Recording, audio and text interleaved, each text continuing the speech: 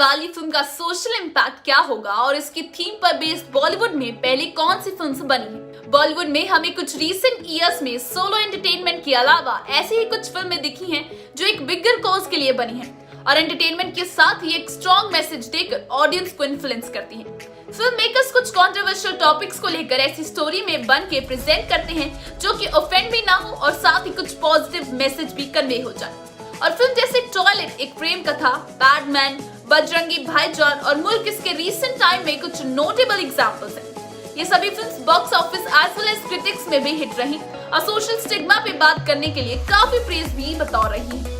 हमें इस ऑडियंस ऐसी फिल्म्स की भी जरूरत है और art as well as commerce के पर्सपेक्टिव से हिट रहने वाली ऐसी सोशल फिल्म्स बनती रही है। इस लिस्ट में अगली फिल्म है सलमान खान की कम्युनल हार्मनी के मैसेज को लेकर आने वाली फिल्म कभी ईद कभी दिवाली।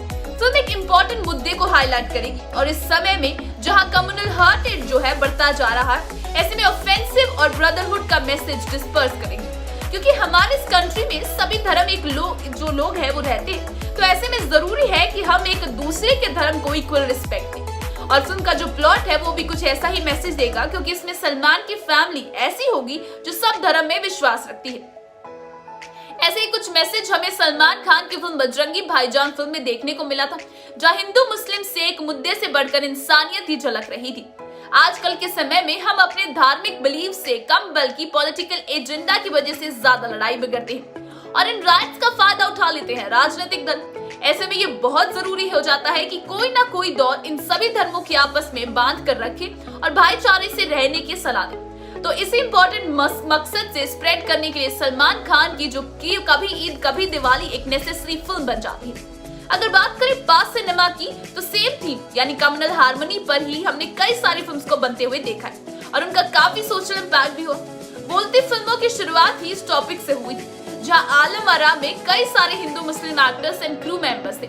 इसके बाद आई 1959 में यश चोपड़ा की माइलस्टोन फिल्म धूल की फूल, जिसमें हमें एक जो अनाथ हिंदू बच्चों से फिल्म जो हमारे मुस्लिम आदमी है उनके दीवारों के पलटे हुए दिखाया जाता है और इस फिल्म का गाना तू हिंदू बनेगा तू मुसलमान बनेगा, इंसान की औलाद है इंसान बनेगा, परफेक्टली इस थीम को रिप्रेजेंट कर जाता है। और अगर कॉन्टेम्परेरी सिनेमा की बात करें तो मॉडर्न एरा में हमें बजरंगी भाईजान और मुल्क जैसे मास्टरपीस देखने को मिलेंगे, जिसमें ये मुल्क में हमें ऐसी स्टोरी देखने को मिलती है जिसमें मुस्लिम फैमिली को टेररिस्ट बताए जाने पर एक हिंदू लड़की उनका कास्ट जो केस है वो लड़ती है और इंसाफ दिलाती है। तो वही बजरंगी भाईजान में एक हिंदू कैरेक्टर ह्यूमैनिटी की खातिर एक मुस्लिम बच्ची को उसके घर पहुंचाने के लिए पाकिस्तान तक पहुंच जाता है। ऐसे ही मैसेज सिनेमा के तौर पर दिखाए जाने से डायरेक्टली लोगों के दिमाग में घर कर जाता है। धन्यवाद। आज के लिए बस इतना ही। मैं हूँ पूनम और आज की हमारी स्क्रिप्ट लिखी है पंकज ने।